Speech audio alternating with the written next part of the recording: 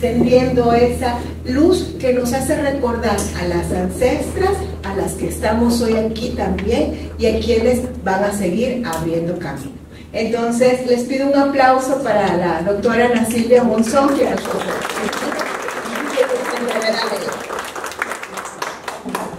vamos a encender la vela simbólica de luz, como ya decía Ana Lucía, porque ya no están con nosotras, y traer al hoy precisamente a Paula Barrios Clé, nuestra querida compañera maestra, que bueno, dirigió el programa muchísimos años y realmente pues siempre nos parece importante traerla al hoy, sobre todo en este espacio, ¿verdad? Que es donde hicimos tantos trabajos juntas.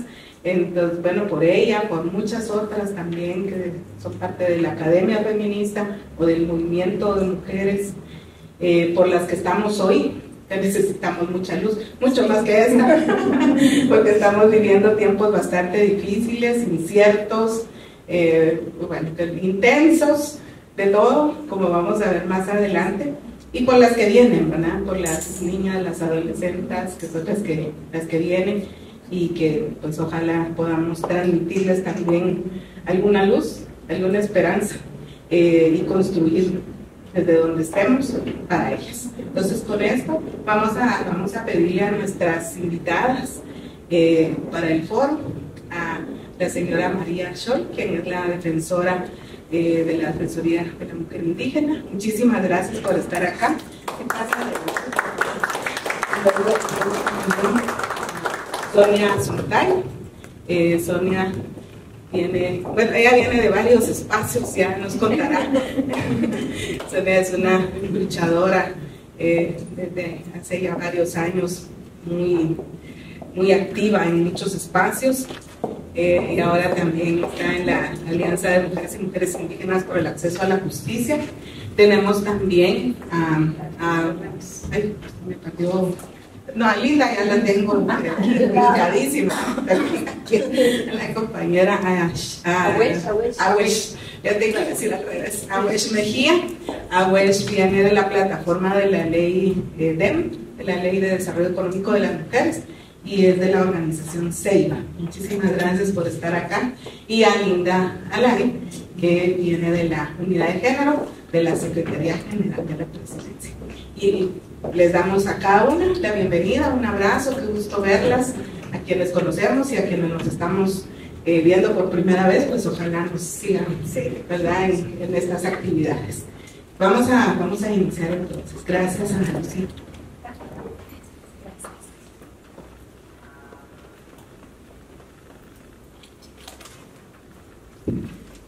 Muy bien. No, aquí está bien, aquí está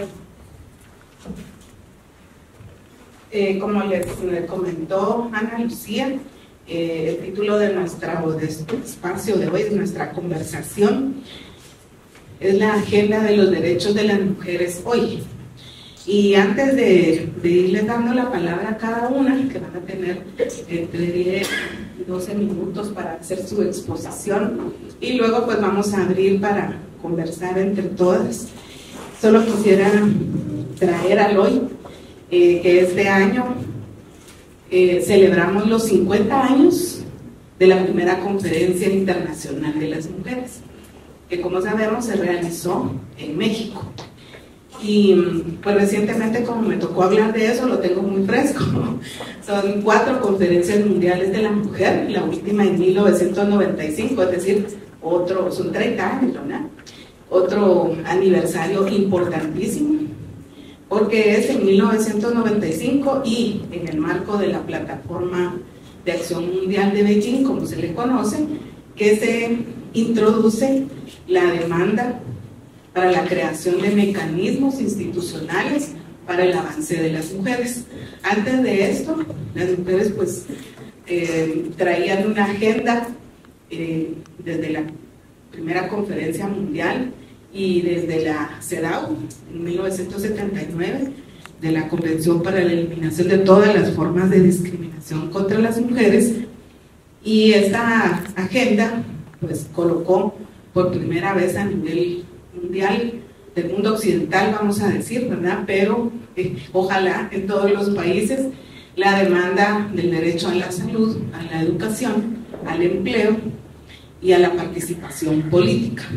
Y años después, como sabemos, en 1993-94, se adoptó también la Convención de Belén do Pará, que colocó en la agenda pública la problemática de la violencia contra las mujeres. Y más recientemente, en el marco de la CEDAW, se logró la recomendación número 39, de la que seguramente María nos va a hablar, ¿verdad? Porque es el marco también que reconoce los derechos específicos de las niñas y las mujeres indígenas. Y en el caso de Guatemala, estamos este año y recientemente, el 11 de marzo, celebrando los 80 años del voto para las mujeres, que pasó desapercibido, pero son 80 años, ¿verdad? Claro que fue un voto reconocido solo a las mujeres alfabetas, que en aquel momento eran muy pocas. 20 años más tarde, en el 65, ya es universal, es decir, tenemos otro aniversario, ¿verdad? Tenemos 80 años, 60 años del voto universal para todas las mujeres, y luego tenemos 40 años, 1985, cuando se reconoció la igualdad como principio constitucional, la igualdad entre mujeres y hombres. Es decir, que son varios hitos en la historia de los derechos de las mujeres que nos convocan hoy. Así que creo que por eso también es relevante que nos reunamos y conversemos en torno a los derechos de las mujeres hoy, tomando en cuenta todas las dificultades, los retos que estamos teniendo, como ya decíamos al inicio, ¿verdad? Estamos ante un mundo que está bastante enloquecido en muchos sentidos, y una crisis múltiple con varias facetas. Entonces vamos a iniciar en este orden.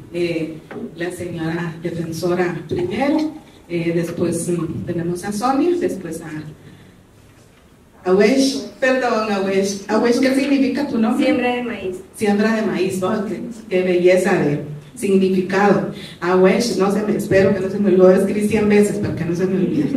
Awesh, y finalmente Linda, y vamos a atender entonces entre 10 y 12 minutos, por favor, para que ustedes expongan en torno a estas cuestiones que estamos compartiendo. ¿Puedo usar este? Creo que este también. Ahorita le paso este. Sí, este está bien. No, este. Bueno, yo te decía que está... Podría ver si ese para que les sea más cómodo. Hola. Para que, sí, yo creo que también para que les resulte menos complicado.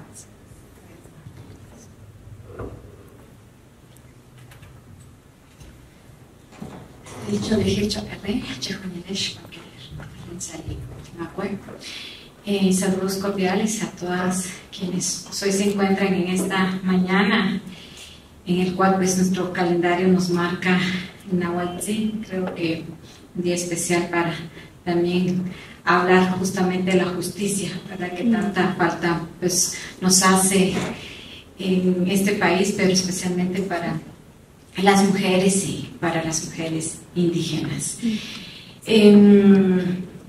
Partiendo de estas recomendaciones, que ya como nos lo compartía acá la doctora, en relación a el histórico, ¿verdad? De dónde vienen las demandas y los años que han pasado de esas demandas, ¿verdad? Que todavía vemos que falta mucho por caminar, por avanzar, por seguir impulsando y luchando. Justamente, ¿verdad? Desde las recomendaciones de la CEDAW y que nace pues esta recomendación 39, que es hasta ahora el único instrumento dirigido específicamente para mujeres y niñas indígenas, ¿verdad? En el cual pues se visibiliza la necesidad de generar mecanismos específicos para poder atender las demandas propias y las necesidades de las mujeres indígenas, niñas y mujeres indígenas, lo cual pues se hace necesario que desde los estados se puedan implementar para garantizar efectivamente brindar una atención en las diversas esferas de la vida de las mujeres y que esto pues permita lograr ese bienestar para todas, ¿verdad? Y en este caso para las mujeres, las niñas y las mujeres indígenas. Sabemos que históricamente, pues, como mujeres indígenas hemos sido invisibilizadas y las formas de discriminación se multiplican en el caso de ser mujeres indígenas. La discriminación estructural que se genera. Entonces, desde la agenda, ¿verdad?, para los derechos de las mujeres, se deben de contemplar también acciones que nos permitan poder responder hacia esas necesidades propias. Por ejemplo, hablar de contemplar políticas donde el acceso a la justicia con pertinencia sea realmente una respuesta adecuada, que ese acceso a la justicia sea realmente verdadero, puesto que sabemos que las condiciones, un gran porcentaje de población está dentro de la ruralidad, vive a nivel de las comunidades, el cual el acceso hacia los servicios básicos se hace mucho más difícil, ¿verdad? Las barreras idiomáticas, las barreras geográficas, económicas, pues limitan lograr ese acceso hacia los espacios donde se encuentra concentrada los servicios institucionales. Entonces esto pues generan barreras, ¿verdad?, que impiden a las mujeres poder acceder a ello. Por eso se hace necesario que las políticas, los programas, los diversos programas que se desarrollen, pues realmente puedan también tener esa mirada interseccional, esa mirada con pertinencia cultural que pueda permitir un mejor acceso hacia esos servicios. Y esto va también con la necesidad de generar mecanismos que permitan tener una participación más activa para las mujeres indígenas, en donde realmente puedan participar en los diferentes espacios de toma de decisión, en donde se pueda mejorar ese acceso, ¿verdad? Sabemos de que desde un COCODE, ¿verdad?, para las mujeres es difícil poder participar en esos espacios, en esas reuniones, por muchas limitaciones, ¿verdad? Desde no solo el tema de machismo, sino que también el tema del racismo, y esto pues limita el que se pueda tener una participación plena de las mujeres indígenas, por lo que es también importante que desde las municipalidades pues se puedan crear mecanismos que puedan facilitar de una mejor manera ese acceso, ¿verdad?, a esa representatividad de las mujeres. También desde la diversidad de espacios, ¿verdad?, agradezco realmente que se nos pudiera tomar en cuenta en este espacio, puesto que también el conocimiento, ¿verdad?, los espacios de análisis y discusión también debemos de estar presentes para tener esa mirada intercultural, para poder presentar desde la mirada de mujeres indígenas realmente cuáles deberían de ser los caminos o las rutas para poder avanzar hacia esa igualdad, hacia esa equidad, ¿verdad?, y hacia esa inclusión de todas, ¿verdad?, de todas las mujeres de este país, por lo que es importante entonces generar estos espacios de análisis, de discusión, con miradas interseccionales, con miradas diversas, ¿verdad?, e incluir a la juventud, incluir a mujeres con discapacidad también, que pues todavía tenemos mucho por avanzar en esa área también. Entonces consideramos pues importante también el involucramiento de las adolescentes y de las jóvenes, ¿verdad? Sabemos que pues el aporte que nos brindan desde la experiencia, desde ese caminar que ya se inician, pues también es sumamente importante poder escuchar y poder definir esos programas desde el conocimiento y la experiencia, y también pues tomar dentro de los espacios a las mujeres mayas, chincas y garífunas, ¿verdad? Que realmente pues no nos olvidemos, ¿verdad? Que también hay otras poblaciones como mujeres chincas, ¿verdad? Que sabemos que la población se hace mucho, es minoritaria, igual que las mujeres garífunas, por lo tanto, pues también es importante poder incluir dentro de las agendas a todas las mujeres. Realmente, cuando hablamos de qué es lo que, cuál debería ser esa agenda o qué nos hace falta, ¿verdad? Incluir presupuestos, ¿verdad? Que también sean acordes, ¿verdad? Que respondan a esas, que puedan responder a todas las necesidades de todas las mujeres. Lamentablemente, todavía hoy día la institucionalidad indígena sigue siendo una de las instituciones que menores presupuestos tienen, y no digamos la única institución que hoy pues está para poder atender las demandas de las mujeres indígenas, como es la Defensoría de la Mujer Indígena, pues sigue siendo, creo que, una batalla, ¿verdad? El poder lograr presupuestos más justos, ¿verdad? Siendo una población de mujeres mayoritarias, ¿verdad? Pero sí también población de mujeres, la población de mujeres indígenas es alta.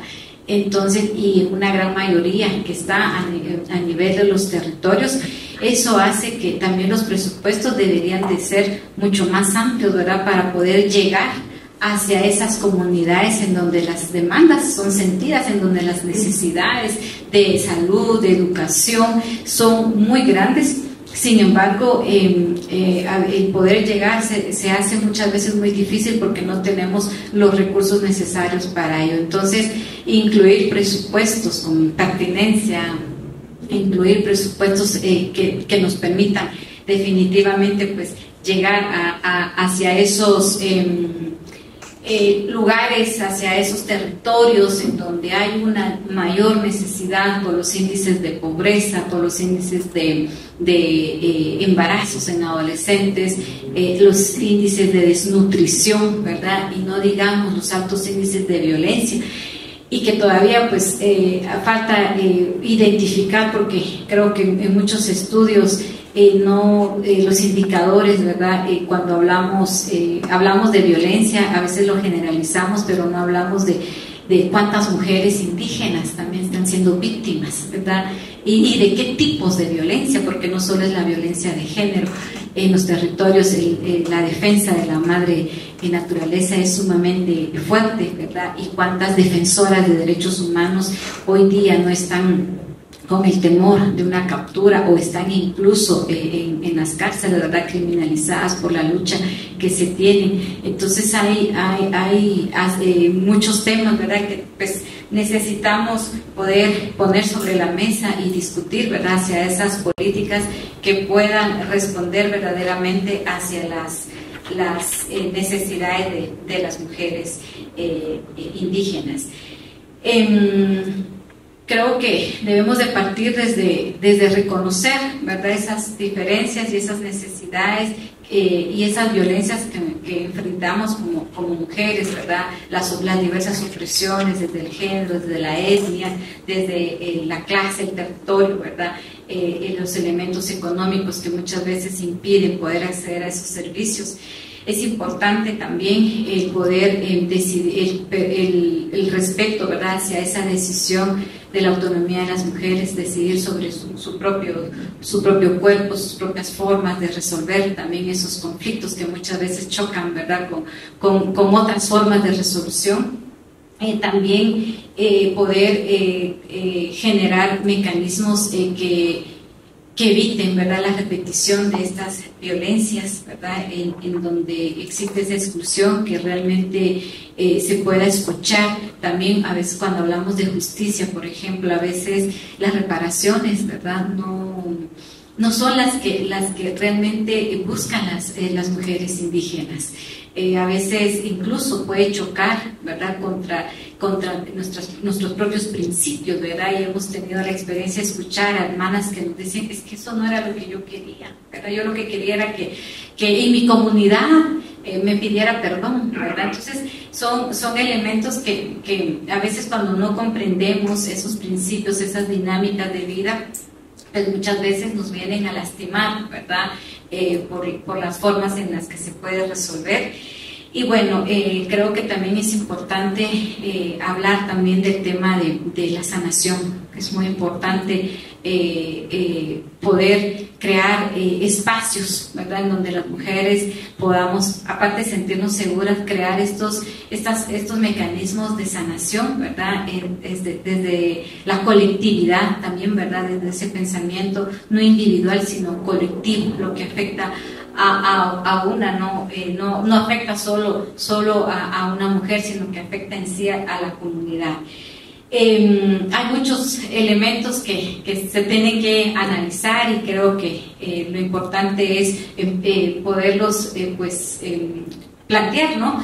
Y a partir de ello pues crear esos mecanismos que nos permitan dialogar, construir conjuntamente, ¿verdad?, como mujeres, y que conjuntamente podamos definir rutas que nos permitan acceder de manera igualitaria, ¿verdad?, a los derechos, a los diferentes servicios, ¿verdad? Y que por supuesto juntas también podamos hacer esa fuerza y encaminarnos hacia esas luchas.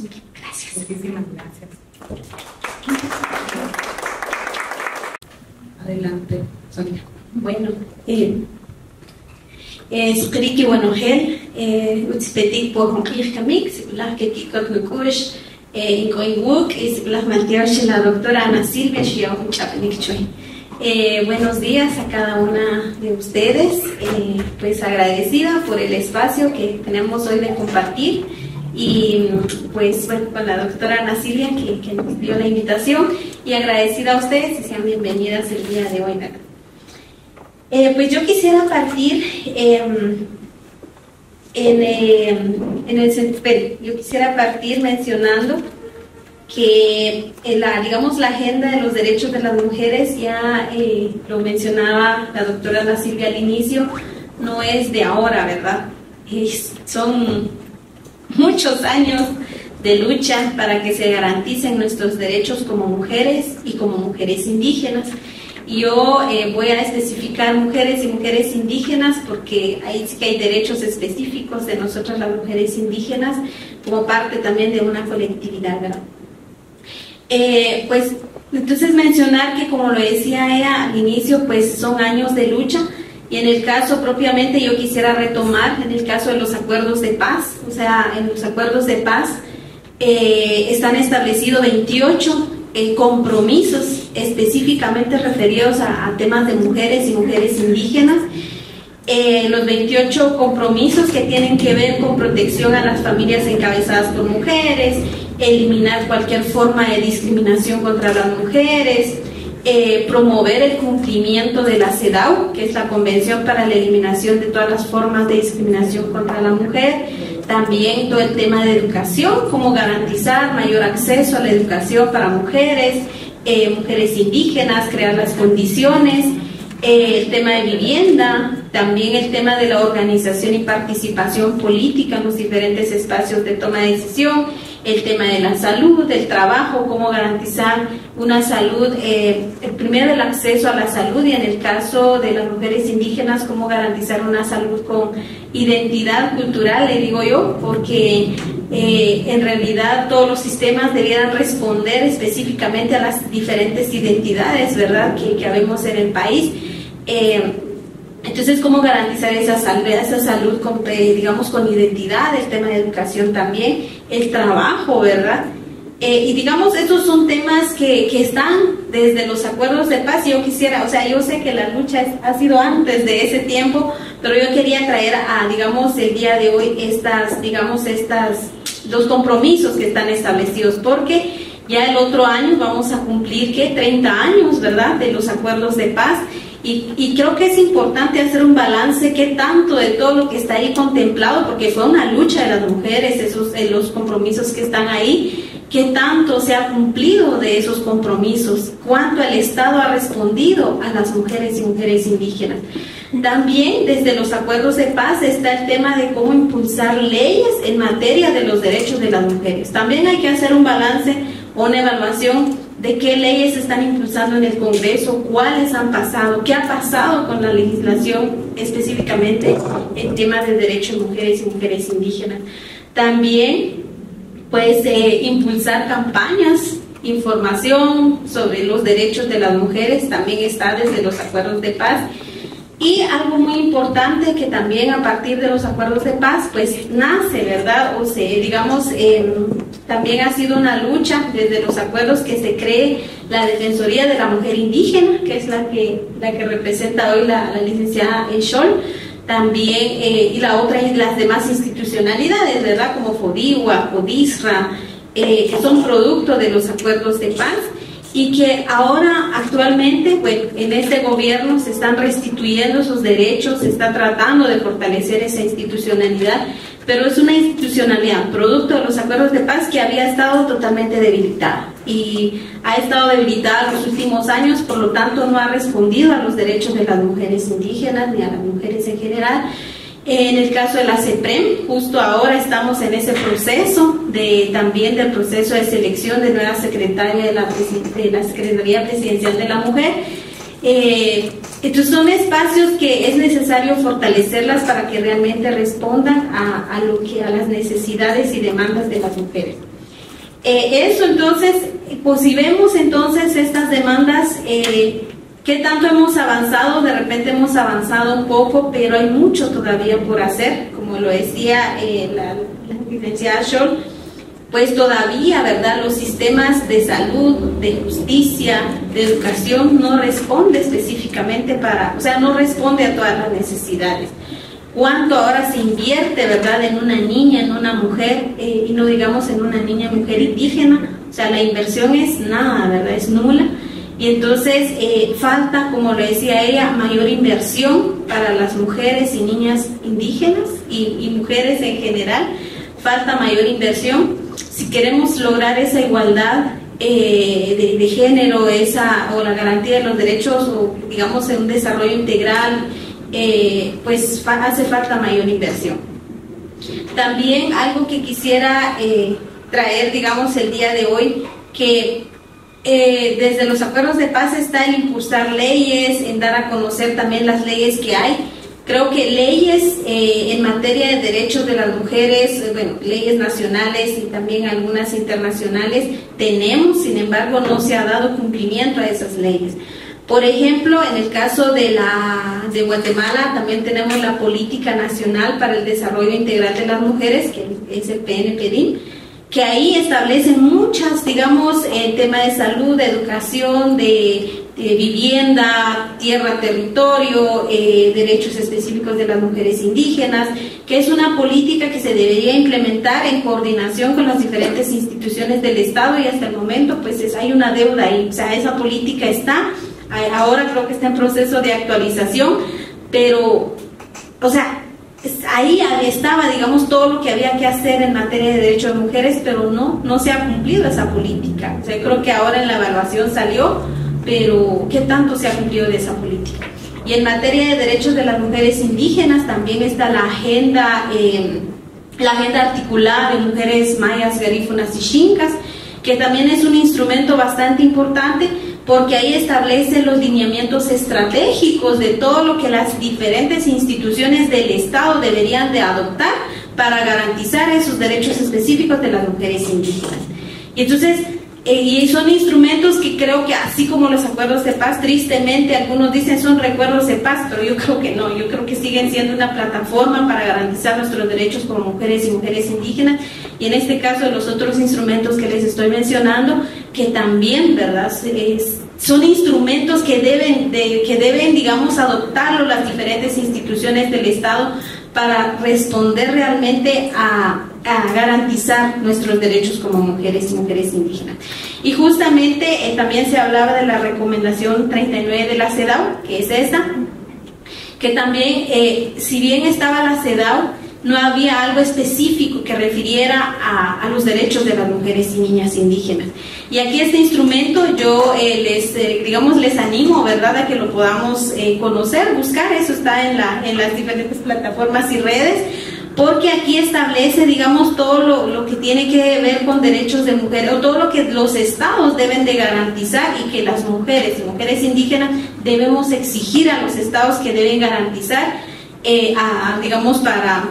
para lograr esa igualdad que buscamos. Esto, digamos, que es un avance bastante importante, ¿verdad?, porque es un instrumento que nos ayuda a seguir como exigiendo esos derechos. También quisiera tal vez como parte de esos retos y desafíos, ya lo decían las que me antecedieron, ¿verdad?, que digamos los retos y desafíos es la discriminación, el racismo, la desigualdad, ¿verdad?, digamos en los espacios de toma de decisiones. También las mujeres no estamos presentes ahí, y entonces también es algo que yo quisiera mencionar y reitero cómo vemos, cómo impulsamos las leyes en materia de derechos en el Congreso de la República. Por ejemplo, tenemos la ley electoral y de partidos políticos, que eso es una lucha desde hace más de 30 años, creo yo, y no hay forma que se apruebe la paridad, la alternancia y representación de pueblos indígenas, porque esas son las leyes que nos garantizarían estar en esos espacios de toma de decisiones. Por supuesto que, como ya lo decía, tal vez hay leyes que no se cumplen, pero yo creo que también esas leyes nos ayudan como para impulsar, ¿verdad?, nuestros derechos. Entonces, por ejemplo, también quisiera mencionar que para lograr esa igualdad, el empoderamiento económico de las mujeres es muy importante. Y también hay una ley que están impulsando diversas organizaciones en el Congreso, que hay que ver, cómo se impulsa y cómo se empuja esas leyes. Entonces, son como ejemplos que yo traigo, ¿verdad?, para decir que tal vez, digamos, las demandas son históricas, tal vez hemos avanzado una mínima parte, porque ahora, por ejemplo, en el tema de mujeres indígenas, a pesar de, digamos, de las barreras, las dificultades, tal vez ahora hay más profesionales de mujeres indígenas, pero nos falta estar en esos espacios de toma de decisiones. Y eso solo lo vamos a garantizar, esperaría yo, teniendo una ley, ¿verdad?, que obligue a los diferentes, digamos, partidos, los diferentes espacios, que deben haber ahí mujeres en los diferentes espacios, porque esa es una de las barreras que, digamos, que está. Y pues eso, creo que por ahí dejaría con un poco mi reflexión, ¿verdad? Gracias. Ya nos van colocando como muchas compañeras, compañeros. Es un gusto estar en este espacio. Agradecemos a Flaxo por el espacio que ha brindado para la plataforma Leigen y poder compartir desde este espacio, que seguramente va a contribuir a que se masifique la información. Es el posicionamiento desde las propuestas que se han consensuado de manera colectiva desde organizaciones, redes colectivas y mujeres diversas, mujeres indígenas, campesinas, jóvenes, adultas, artesanas, tejedoras y demás, para entrar de lleno a la propuesta de la plataforma Leigen. Sí me gustaría también partir y reconocer que hoy en día el censo nos marca que somos, o los datos estadísticos, que somos como mujeres el 50.8% de población. Aunado, el rango mayoritario en relación a las edades está de 0 a 24, en relación solo a mujeres es la mayoría, de 0 a 24 años es la mayoría de población de mujeres que habitamos el territorio guatemalteco. También es identificar y sumar el dato estadístico en relación a cuánta población indígena habemos en el territorio, y que somos también más del 50%. Lamentablemente ahí hay hubieron algunas limitantes en relación a las preguntas al realizar el censo y demás, como poder nombrar cómo nos autoidentificamos, y todavía pasamos esas limitantes y condicionantes cuando renovamos nuestro DPI. No quieren indicar que somos población maya, quiché, zacapulteca, del pueblo étnico al que pertenezcamos. Y en relación a eso también reconocer la realidad que viven, que afrontamos muchas de las mujeres que tienen que emigrar no solo hacia el exterior, hacia otro país, sino la migración interna que se da directamente desde los territorios, que en la mayoría las poblaciones que viven en las comunidades tienen que salir para buscar acceso a educación, a salud, a empleo, a recursos económicos, a medios de vida, porque no son facilitados desde el núcleo familiar, pero tampoco desde la comunidad o desde las obligaciones que tiene el Estado a través de las municipalidades. En ese sentido, no es que la población, sobre todo mujeres, tengan el deseo de emigrar y de salir, sino porque no tienen las condiciones necesarias dentro de su territorio que contribuyan a facilitar y mejorar el acceso a sus medios de vida y poder generar condiciones no solo para ellas, sino también para su círculo más cercano. En ese sentido, también reconocer que no hay, aunque hay política, ya mencionaron, hay legislación que se ha construido para acompañar procesos y luchas desde las mujeres. Yo mencionaría también que otro de los retos es la voluntad política. También la voluntad política, pero también el tema de la corrupción que está enraizada. Yo sumaría lo de discriminación y racismo, que es estructural, pasa por todos los aparatos, órganos del Estado, y que una vez no logremos debilitar o avanzar en esos cambios estructurales, está nuestra lucha, aunque no es en balde, va a seguir siendo nuestra utopía como mujeres, y necesitamos sumarnos más, no solo las generaciones que estamos hoy, mujeres adultas, abuelas, sino también sumar e involucrar a la niñez, a la juventud para continuar esas luchas y realmente lograr pues esos sueños, esos anhelos que tenemos para realmente acceder a una vida digna y justa como mujeres diversas, mujeres indígenas, campesinas y demás.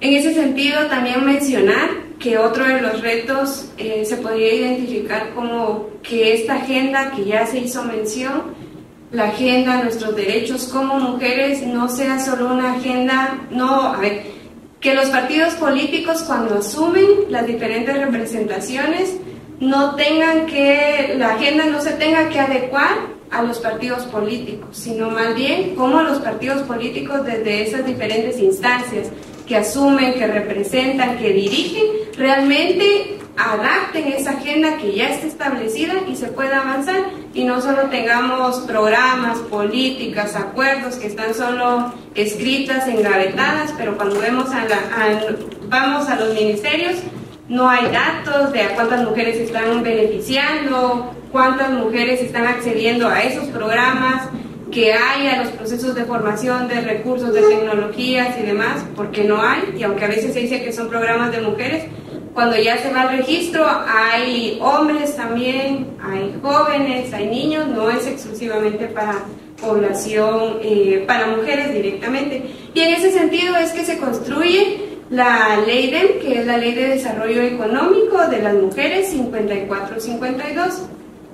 Ya ha tenido un proceso un tanto largo y apenas vamos por la segunda lectura. Ya pasó la primera lectura, la segunda lectura, tras años de luchas, de insistencias, de ver que en el Congreso realmente tengan una voluntad política y certera para atender las prioridades, las necesidades y demandas estratégicas desde las mujeres, y no que solo no solo nos vean como mujeres para las campañas electorales. Bueno, las mujeres necesitan recursos, necesitan medios, vamos a las comunidades, pero terminan siendo acciones asistencialistas y que contribuyen a exacerbar la pobreza y la dependencia a nivel territorial y comunitario, y no es eso lo que estamos buscando directamente como mujeres.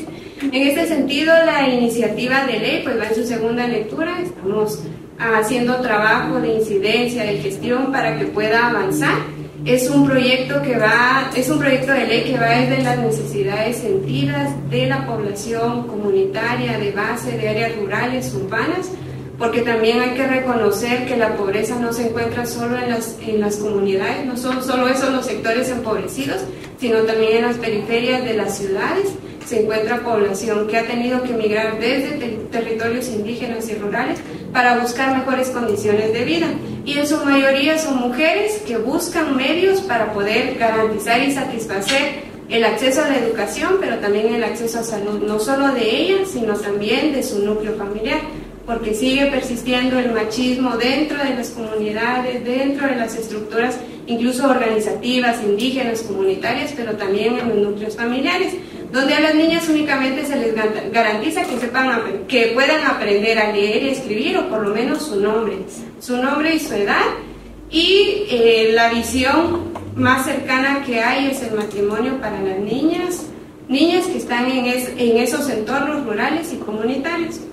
Y en ese sentido, la iniciativa plantea pues generar programas a través de una iniciativa de ley que esté establecida, que obligue de alguna manera al Estado a cumplir y a garantizar la efectividad de los programas, que no sean solo asistencialistas, sino que realmente genere medios, formación, conocimientos para las mujeres. Hay muchas mujeres que hoy en día están generando emprendimientos, pero lo están haciendo desde los conocimientos propios que ellas tienen muy pocas oportunidades para acceder a créditos, porque otro de los retos también es un derecho, pero uno de los retos es acceder a propiedad. No tenemos acceso a propiedad, no tenemos acceso a herencia, por ejemplo, porque en los territorios comunitarios indígenas se sigue heredando al hombre, pero a la mujer no, porque la mujer se va a casar, va a tener un proveedor, y el hombre no, el hombre va a ser el que tiene que proveer al núcleo familiar.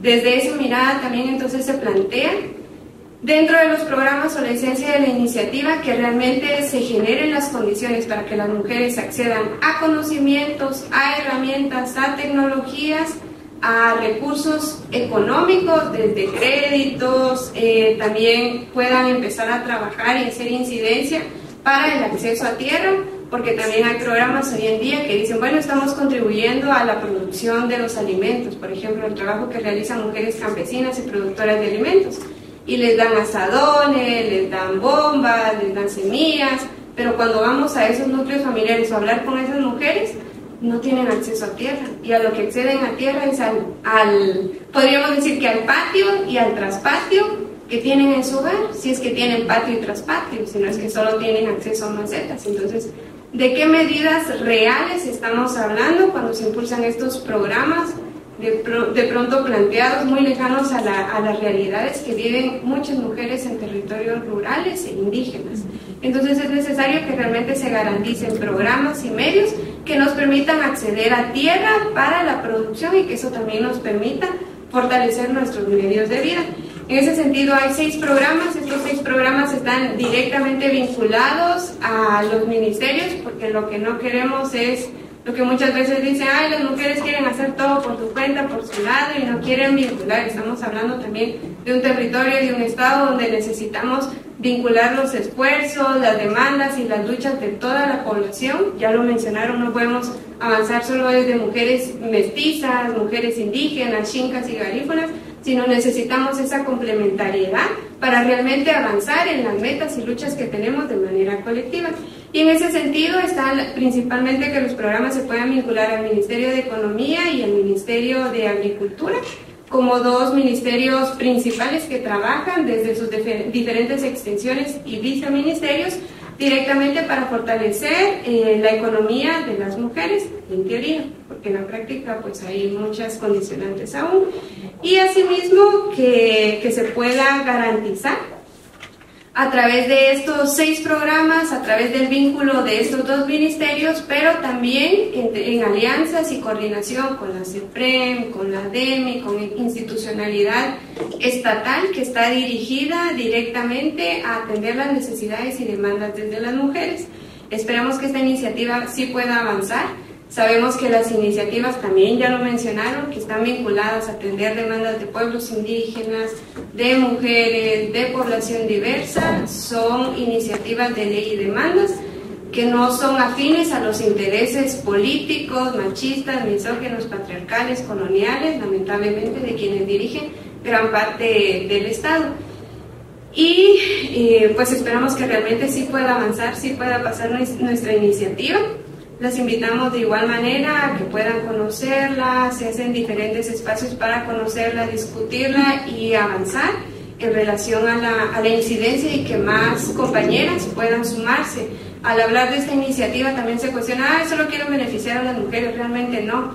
Desde la cosmovisión maya hablamos mucho del tema de la complementariedad y no podemos hablar y decir que Flaxo va a estar bien si no están bien las compañeras que hacen el trabajo de comunicación, de redacción, de investigación y demás. Entonces nos complementamos todos y todas en la medida que las mujeres puedan garantizar el acceso a sus derechos a una vida digna y justa, sobre todo mejorar el acceso a recursos económicos, que es uno de los elementos que más ha generado o que más se ha utilizado como una condicionante para cuestiones de dominio, de opresión, de violencia contra las mujeres. Es que realmente su entorno va a estar mucho mejor, porque entonces va a estar mejor la niña, el niño, que forma parte de su núcleo familiar, pero también sus compañeras de trabajo, de comunidad. Entonces estamos hablando de generar las condiciones y mejorar la vida, en primera instancia de mujeres, pero también de todo el entorno que tiene a su alrededor, para que realmente podamos hablar de una sociedad con justicia y equidad. Entonces yo podría mencionar eso en relación a la iniciativa. Muchas gracias.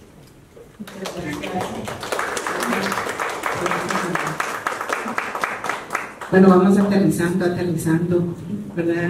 Uno de las demandas, creo yo que la expresó muy bien Nahuel, tiene que ver con las realidades territoriales y con esas demandas económicas que las mujeres vienen en nuestro país, bueno, en el mundo y en el país, vienen trabajando también la necesidad de la autoidentificación, ¿verdad? De tener esos datos desagregados, que siempre es un problema, ¿verdad? Porque si no hay datos, las políticas públicas y las medidas desde el Estado a todo nivel van a ser infructuosas. Entonces ahora le corresponde a Linda Alay, que tiene la visión desde el Estado. Hoy te va a tocar. ya llevas anotado ahí todas las demandas. Por favor, Linda, tu experiencia también y tu mirada desde donde estás ahora. Muchas gracias. Sí. Bueno, gracias. Realmente es un honor estar acá y reconocer, digamos, justo todo lo que ustedes ya expresaban, que si hemos llegado a donde estamos como país ha sido producto de todas las luchas, de todas aquellas compañeras que pusieron su cuerpo, su vida, su tiempo, su entrega en varios espacios, ¿verdad? Cuando hacemos el 8 de marzo, digamos, vemos el bloque de jóvenes y vemos que muchas, digamos, hoy podemos estar en las calles y gritar y solicitar o exigir, digamos, derechos, pero también ha sido porque nuestras ancestras pues nos abrieron ese camino, ¿verdad? Entonces, efectivamente, comparto todas estas exigencias que tenemos, digamos, como mujeres desde el Estado. Pues decía Wesh, ya somos el 52% de la población, las mujeres. También somos el 53% de las universitarias y fuimos el 54% en el padrón electoral en las elecciones anteriores.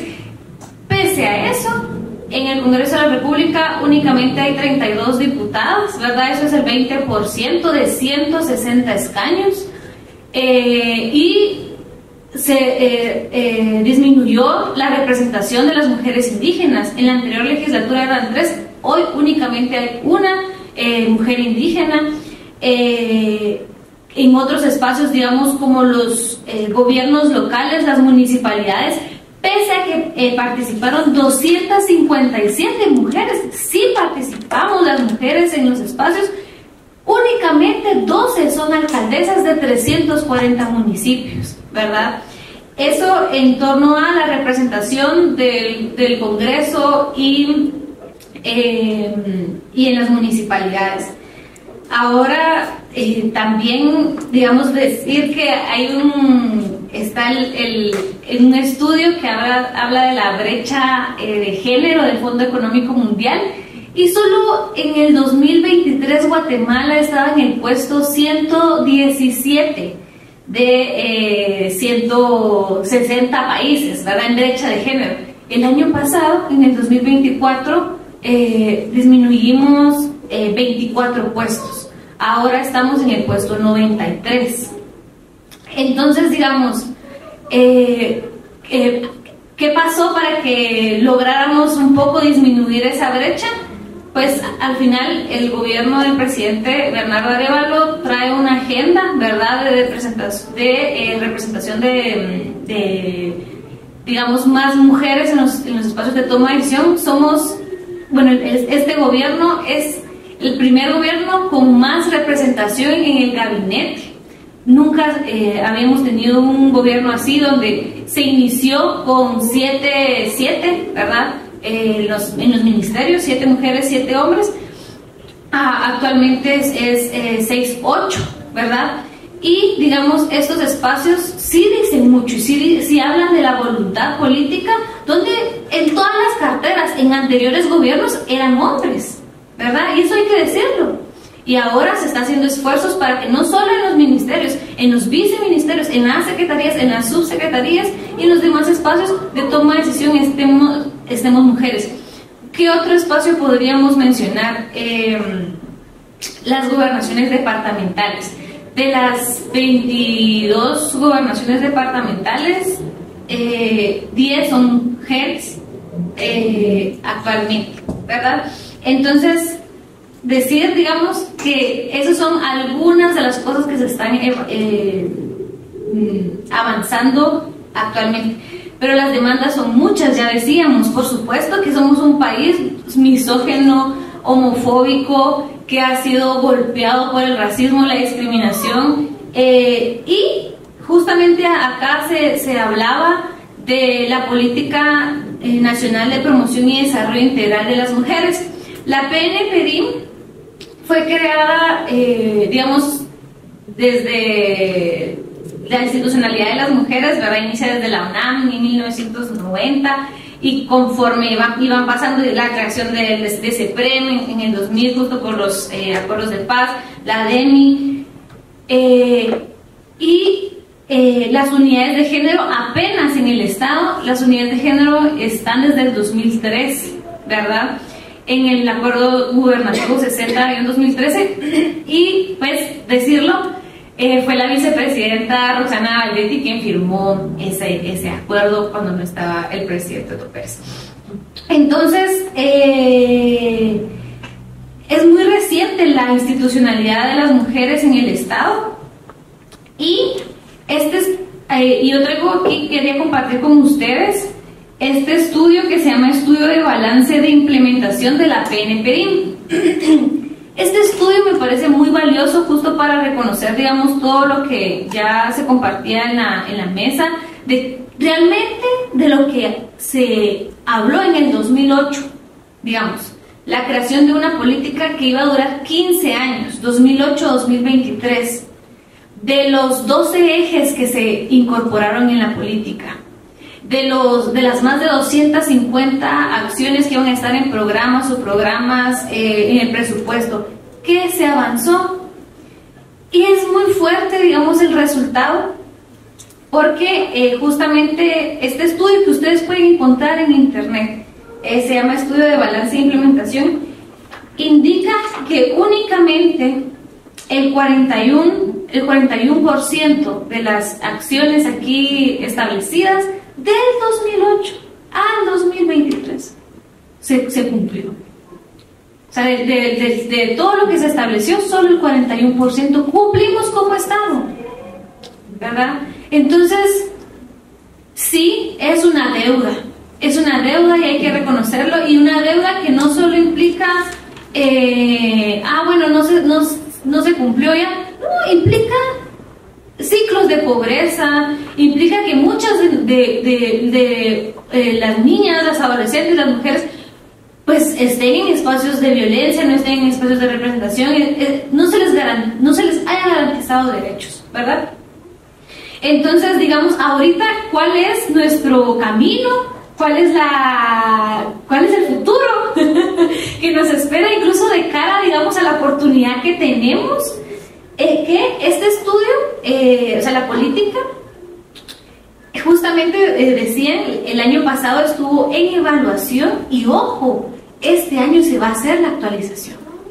Entonces estamos en una oportunidad histórica, y por eso que alegre que se hagan este tipo de espacios, porque necesitamos entonces definir cuáles funcionaron de los ejes, de los programas, de las acciones, y cuáles entonces deben quedarse, modificarse, cambiar el enfoque, ¿verdad?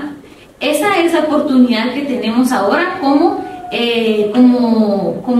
ciudadanía, como instituciones, para implementar un nuevo enfoque en la nueva PNPRIM, una PNPRIM 2025-2035, 2025-2040, ¿verdad? Esta es la oportunidad que tenemos, entonces no dejemos de aprovechar los espacios donde ojalá CEPREM, ¿verdad? Sin el ojalá, CEPREM va a convocar a organizaciones de mujeres, a la academia, ¿verdad? Y esperamos contar con la participación de ustedes. Lamentablemente, digamos, donde más se cumplió, según este estudio que realizó CEPREM, fue en la equidad jurídica. Fue el 100% de las acciones establecidas desde 2008 a la fecha. Cada uno de los ejes, que son 12, tiene su porcentaje de cumplimiento. Y donde menos se cumplió fue en identidad cultural de las mujeres Garifuna Xinkas y la equidad de identidad en el desarrollo cultural, ¿verdad?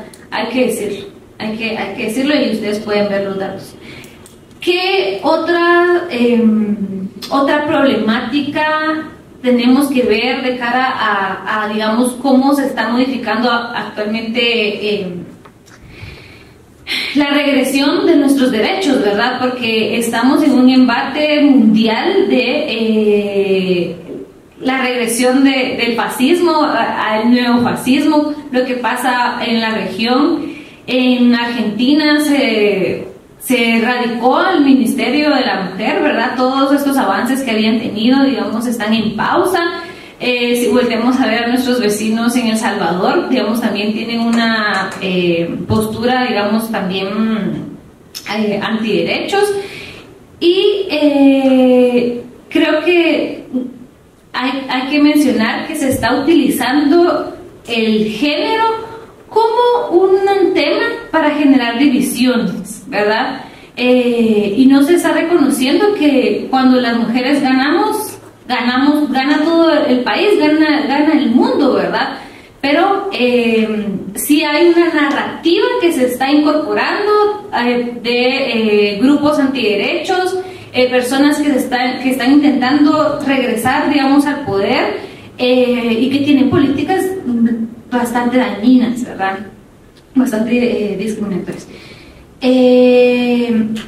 Otro de los temas, digamos, además de poner el foco, digamos, en medio de este entorno hostil que estamos, es el tema de los cuidados. Debemos de verlo para nuestro presente y nuestro futuro.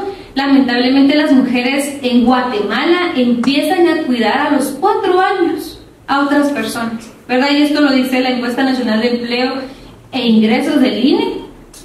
Y las adolescentes de 12 a 17 años ocupan 10 horas a la semana en cuidar a otras personas. Eso es dice el estudio, un 37% más que los niños y los adolescentes. Entonces, en el tema de cuidados también es necesario incorporarlo en la nueva política. Incorporarlo en nuestras discusiones, y que haya una exigencia también por parte de la sociedad para que se destinen presupuestos para eso, porque no es posible que estemos las mujeres desde la niñez se nos marquen estas brechas que se incrementan. O sea, ¿cuántas de nosotras, las mujeres, digamos, no ocupamos nuestro tiempo para el cuidado, la limpieza, el cuidado de los hijos, hijas, de las otras y los otros, ¿no? Entonces, mencionar, no sé si va a haber otro espacio como otra ronda para, sí. Pues no lo digo de una vez. Bueno, entonces mencionar que se está trabajando en la creación de una mesa para que esta mesa pues ya destine quiénes van a ser las instituciones y se cree la política nacional de cuidados, ¿verdad? Entonces, este esfuerzo lo está liderando la primera dama, la doctora Lucrecia Peinado, para que se posicionen los cuidados dentro de la agenda pública. ¿Y qué hablamos de cuidados? Se va a hablar, por supuesto, la redistribución de la carga de cuidados, más espacios de cuidados desde centros de protección infantil o centros no se dicen guarderías, centros de cuidado, ajá, salud mental, formación a las personas que cuidan, beneficios a las personas que cuidan y creación de información de cómo se está utilizando el tiempo, ¿verdad? Entonces esto en torno a que creo que debemos de posicionar los cuidados dentro de nuestra agenda común. ¿Qué otro tema es la prevención de los embarazos adolescentes? En Guatemala el 49% de las mujeres ha tenido ya un embarazo, una maternidad temprana, ha sido madre menor de 18 años, ¿verdad? O sea, el 49% de las niñas, de las mujeres, digamos, en este país ha sido madre menos de 18 años de edad. Y si vamos a los datos que nos muestra el INASIF, el 88% de los casos de violencia sexual o embarazos en personas menores de 14 años entre 2018 y el 2024 son mujeres. El 88%, o sea, si vemos las estadísticas de 2018, 19, 20, 21, 22, 23, 24, de todos esos casos de violencia sexual contra menores de 14 años corresponden a niñas y adolescentes. Entonces, estamos condenando, digamos, a las niñas y adolescentes a violaciones sexuales. A violaciones sexuales, y esto es producto, digamos, de la carencia de una política de educación integral en sexualidad. ¿Y qué estamos haciendo? Como Estado, digamos, se incorporó en la Agenda Estratégica de Seguridad de 2024-2028 un eje que se llama Vida sin Violencia para las Mujeres, y este eje incorpora pues mayor presupuesto para la atención integral de las violencias y para la prevención del embarazo en niñas y adolescentes. Asimismo, también quisiera comentar con ustedes, ya para ir terminando, que estamos implementando algo que se llama piso común de género en las instituciones del Estado, ¿sí? En las instituciones del Estado queremos fortalecer las unidades de género. ¿Por qué? Porque para hablar, digamos, de nuestros sueños en el futuro necesitamos tener una institucionalidad digna. Las unidades de género las encontramos con que no existían en algunas instituciones, o quien estaba en la unidad de género era de atención al acceso a la información, al acceso a información pública. Entonces la persona estaba contratada para acceso a la información pública y cubría la unidad de género. O simplemente no había una persona a la que se le pagaba para estar ahí, ¿verdad? Entonces hicimos un acuerdo gubernativo para fortalecer las unidades de género, y pues ustedes lo pueden encontrar, es el acuerdo 63-2024. También creemos que para poder hablar de un futuro necesitamos crear condiciones para prevenir la violencia contra las mujeres, y es por eso que el año pasado, el 25 de noviembre, el presidente firmó y salió emitido en el Diario de Centroamérica los lineamientos del organismo ejecutivo para el abordaje del acoso sexual contra las mujeres, ¿verdad? Por supuesto, esto es únicamente para el organismo ejecutivo, pero le estamos dando un ejemplo, digamos, o por lo que se pretende ser un referente para toda la institucionalidad, el judicial y el legislativo, y que se empiece a hablar del tema, se creen protocolos. Estos lineamientos indican que en mayo de este año todos los ministerios y todas las secretarías tienen que tener su protocolo para poner una denuncia de acoso sexual, ya sea de que el acoso lo viva una trabajadora o una persona que estaba recibiendo un servicio, ¿verdad? Entonces sepan, digamos, que existe. Entonces, de cara, digamos, al futuro, creo yo importante que las demandas vayan enmarcadas, digamos, a conocer qué es lo que se avanzó y lo que no en estos 15 años de la implementación de la PNPDI, que se incorpore el tema de los cuidados, la prevención de los embarazos en adolescentes, en niñas y en adolescentes, la prevención de la violencia contra las mujeres y sobre todo la violencia política, para que podamos, pues, ir avanzando en los espacios de toma de decisión. Muchas gracias. Muchas gracias. Bueno, tenemos un panorama bastante amplio, ¿verdad? Muchísimas gracias a cada una, porque la verdad sí es muy diversa esa agenda. Pero yo les quiero contar, ¿verdad?, que en 1953, imagínense ustedes, hubo un congreso de mujeres en Guatemala que lo convocó la Alianza Femenina Guatemalteca, se llamaba.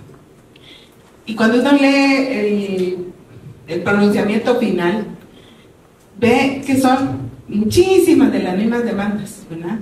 La canasta básica, que afectaba a las amas de casa, la educación, el empleo, la participación. Claro, en ese momento pues no había todas las herramientas de análisis y todo un diccionario que tenemos ahora, que podemos nombrar el feminicidio, que podemos nombrar los cuidados, que podemos nombrar como un problema social la violencia, el racismo.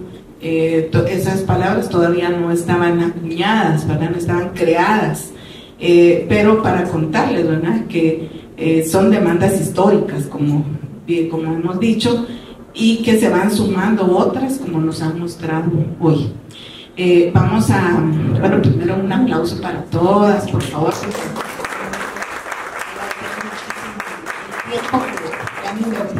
Porque pues vemos que todas fueron muy puntuales y nos están dando información muy valiosa. Y vamos a iniciar entonces un espacio, unos minutos, por favor, para abrir la conversación. Hay que aprovechar que las tenemos aquí, que tenemos a la defensora, que tenemos a Linda, porque están ellas en el nivel estatal, y que tenemos también a Wesh y a Sonia, que son activistas en los movimientos de mujeres y en los espacios de incidencia. Entonces, pues abrimos, ¿verdad? ¿Quién quiere empezar?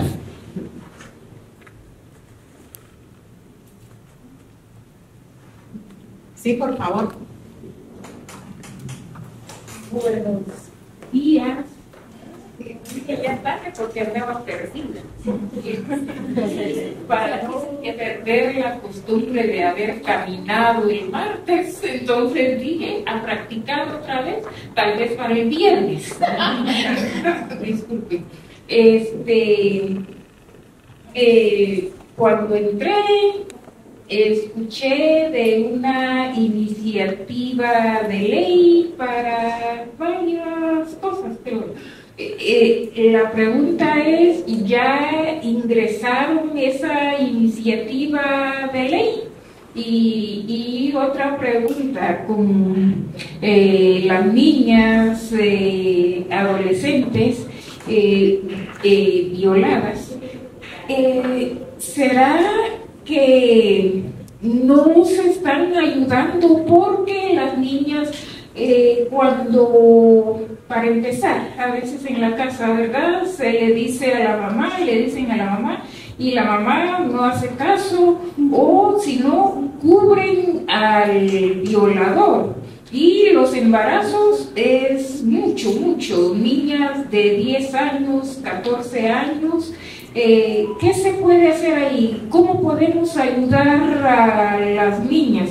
Porque yo creo que eso sigue pasando, porque no se castigan a los violadores. Eso es lo que es, porque no se castigan a los violadores. Sería ya de hacer algo por las niñas, porque eso duele ver niñas criando, ¿verdad? Niños dando a luz. Gracias, disculpen.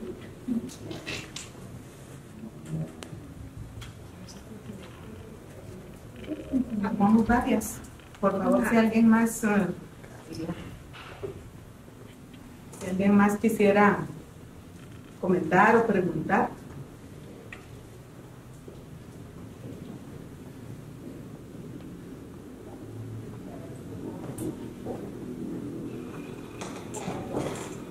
Buenos días, mi nombre es María Delfina Tay, también vengo de varios espacios y también un poco perdida porque es la primera vez que vengo aquí a Flaxo. Mi pregunta más que todo basado en las estadísticas de las niñas violadas.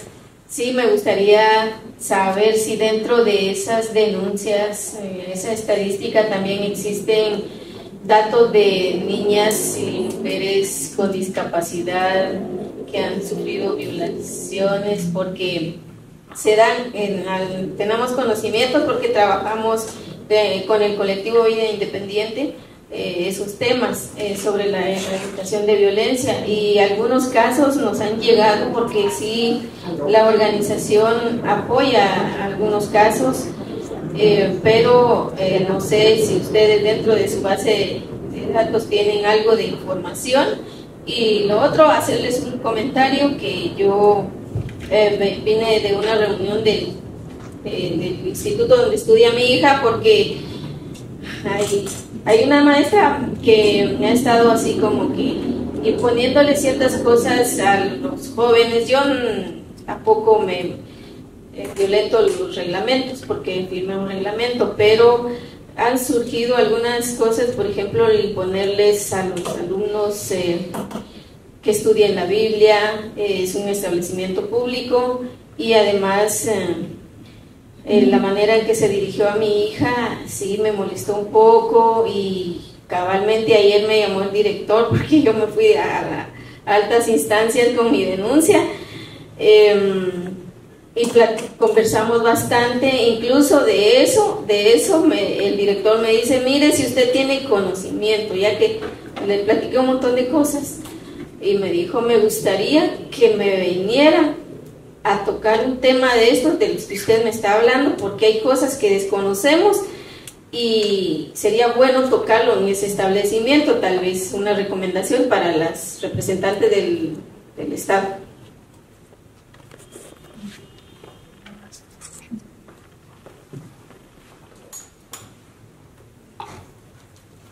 Buenos días a todas. Primero quiero agradecerles a cada una por el tiempo y por los conocimientos, lo que nos han compartido también. Agradezco específicamente a la licenciada María, que hizo la importancia de lo que es también traer la sanación en medio de todos los derechos que tenemos que buscar, las luchas que tenemos.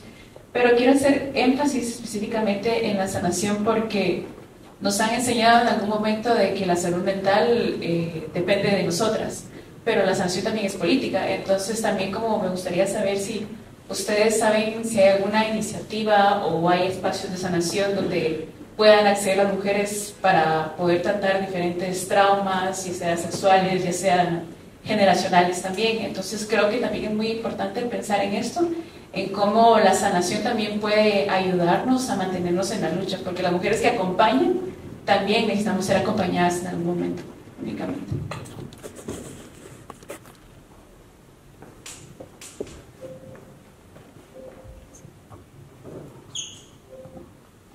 Buenos días, mi nombre es Carlota López. Aquí hacerles una pregunta a las representantes del Estado, ¿verdad? Si ustedes tienen conocimiento, si en el Ministerio de Educación, en el currículum base, ya tenemos ese conocimiento de lo que son víctimas las niñas, y que empoderen de alguna manera a las niñas para que puedan defenderse, quizá no con fuerza bruta, pero sí defenderse con diferentes sistemas para no ser violadas, ¿verdad? Porque eso viene desde hace muchos años. Acá les voy a compartir mi historia, así breve. A los 9 años siempre se ha dado en la familia. Que en paz descansen mis tíos, ya los dos murieron. A los 9 años, un hermano de mi papá llegó, que no tenía trabajo y dijo que iba a trabajar, a buscar trabajo ahí, y llegó a la casa. Entonces, mi mamá no sabía de lo que él padecía, ¿verdad? Porque es un padecimiento prácticamente espantoso. Me dejó a mí, que era la mayor, de 9 años, con mis otros. ¿Verdad? Que yo simplemente, quizá Dios me iluminó. Cuando él me dijo, venite, vamos a dormir, dije yo, no, si no es hora de dormir es de día. Entonces, cuando él me cargó y me llevaba para adentro, vine yo y le dije a mi sobrina y a mis hermanos, agárrenme de las piernas, no me dejen ir con él. Entonces, y le dije, si usted me hace algo, yo le pongo queja a mi papá y mi papá lo va a matar. Entonces yo no sabía ni qué era matar, o sea, todo lo decían por inercia, pues, ¿verdad? Porque lo había escuchado. Entonces, a raíz de que yo le dije así, como que le entró miedo, y como mis hermanos y mis sobrinas se abrazaron a mis piernas, y mi hermanita, la pequeña, lo mordió de la pierna de él, a la pierna de él. Entonces me soltó y me dijo, andate, me dijo, y agarró su maleta y se fue de la casa. O sea, él sabía lo que iba a hacer. Yo al menos pude defenderme de esa manera. Luego, a los 14 años, me vine para la ciudad. Ya mi papá había muerto. Mi papá murió cuando yo tenía 13 años. Mi mamá no había sido ama de casa, no trabajaba. La que trabajaba era mi hermana mayor y nos sostenía todos, y éramos varios. Entonces, a los 14 años me vine para acá y me fui a vivir con mi tía, hermana de mi papá. Ese día viene y llega él, y como yo no tenía trabajo, le dice, mira, déjala ir a vender vajillas conmigo, ahí va a ganar. Y le dice a mi tía, vaya, está bien. Me fui, agarró hasta la Antigua, yo no conocía ahí. Entonces yo andaba con él vendiendo, ¿verdad? Todo el día pasamos vendiendo, y la bendición de Dios era conmigo porque yo vendía. Entonces ya cuando eran las 6 de la tarde, imagínense, a esa hora ya no había buses de la Antigua para acá.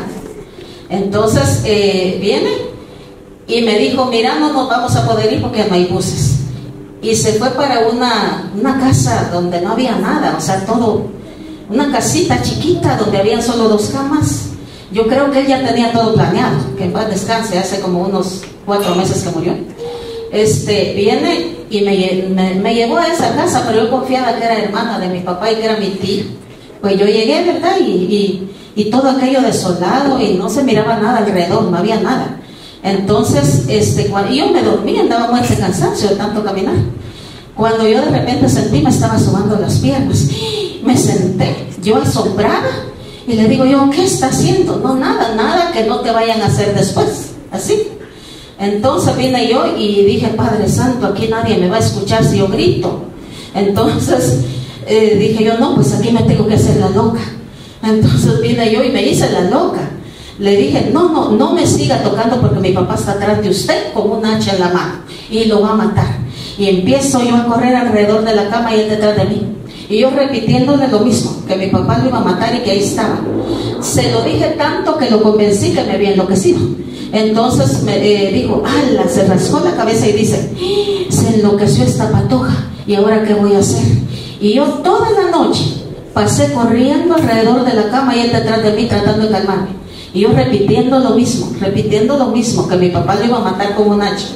Entonces amaneció al fin. Entonces él, preocupado que yo estaba loca, agarró, me dijo, vámonos, nos vamos a ir, y no vayas a hacer nada malo, no vayas a salir corriendo. Y total, él iba convencido que yo estaba loca. Entonces cuando subimos el bus en la Antigua, yo ya no hablaba porque me daba pena que vieran que yo sí estaba loca, porque no iban a creer, ¿verdad? Entonces yo iba calladita, así, tranquila, hasta que llegamos donde mi tía. Cuando llegamos donde mi tía, él rápido solo ingresó antes que yo y le dijo, quiero hablar con vos. Se la llevó, ¿sabe qué le diría? Cuando ella salió, viene y él se fue tranquilo. Y viene y me dice, ¿qué te está pasando? Nada, tía, mire, esto y esto pasó. Ay, no, bien, dijo Pedro, dijo que estabas loca, que ibas a inventar cualquier cosa. O sea, a eso voy, que yo, gracias a Dios, pues ninguno de los 2 tíos logró su propósito. pero yo pienso que Dios estaba detrás protegiéndome, ¿verdad? Porque soy muy creyente de Dios, no soy de aquellas que viven en la iglesia metida de cabeza, no, pero sí creo en el poder de Dios. Entonces yo no lo permití porque Dios estaba conmigo. Pero muchas niñas no van a tener la inteligencia que en ese momento Dios me dio esa sabiduría para actuar de esa manera, ¿verdad? Pero sería bueno que lo integraran en el currículum base, no mi historia, sino un empoderamiento a las niñas para que sepan defenderse no con golpes, sino con inteligencia, ¿verdad? Muchas gracias. Disculpe, sí, eso se supone en las escuelas, ¿verdad? Iban a, tenían, creo, que tienen esa iniciativa de dar educación sexual en las escuelas y reproductiva. Pero, ¿cómo sería el pensum? Y para terminar, mejor decirles a las niñas que, porque las amenazan, si decís algo, mato a tu mamá y te mato a ti. Y decirle a las niñas que no importa si amenazan, que lo digan, que hablen, así es una defensa.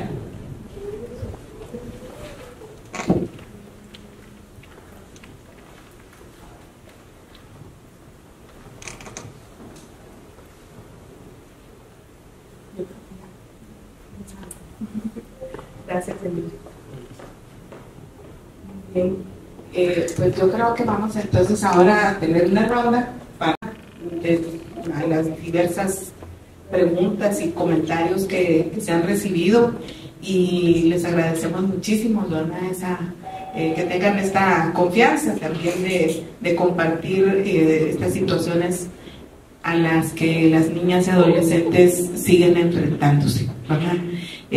Yo creo que la agenda de los derechos de las mujeres en todo su ciclo de vida, ¿verdad? Desde las niñas, las adolescentes, las jóvenes, las adultas y las mayores, pues está marcada por muchas situaciones de discriminación, de racismo, de todo lo que ya nos han comentado aquí las compañeras. Entonces vamos a iniciar las respuestas en el mismo orden, por favor.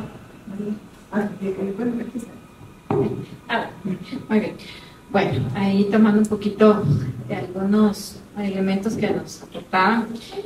Bueno, creo que en el tema del acceso a la justicia para niñas que han sufrido algún tipo de violencia sexual, pues sigue siendo una deuda, ¿verdad?, en el sistema de justicia, puesto que lamentablemente, en primer lugar, presentar la denuncia se hace muy complejo, ¿verdad? Llegar a un ministerio público, las distancias y sobre todo pues lo que implica un proceso penal que se hace tan largo, ¿verdad?, tan amplio en tiempo, ¿verdad? Y eso pues implica un tema de económico también, y eso es lo que hace difícil. Por eso hablamos de la necesidad de acercar los servicios, ¿verdad?, hacia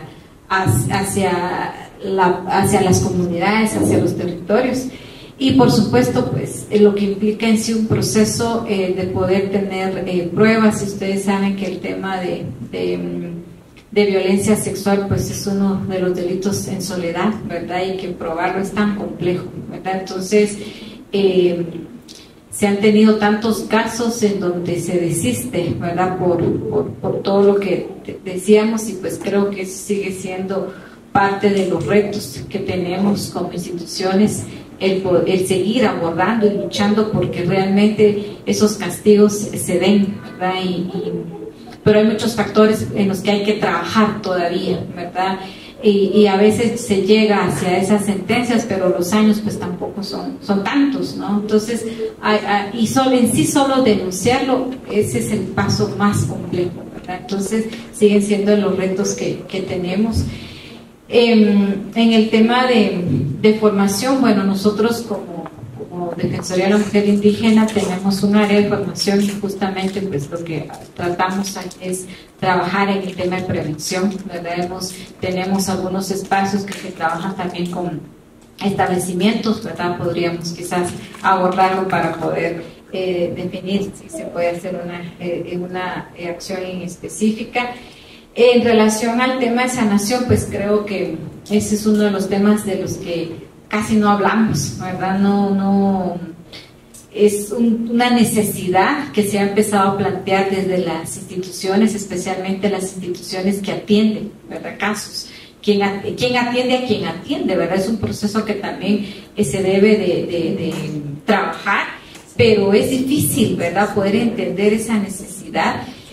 Yo creo que a partir del COVID el tema de la sanación también empezó, se amplió, ¿verdad?, el poder hablar de la salud mental. A nivel de organizaciones, pues hay espacios, ¿verdad?, que trabajan en procesos de sanación.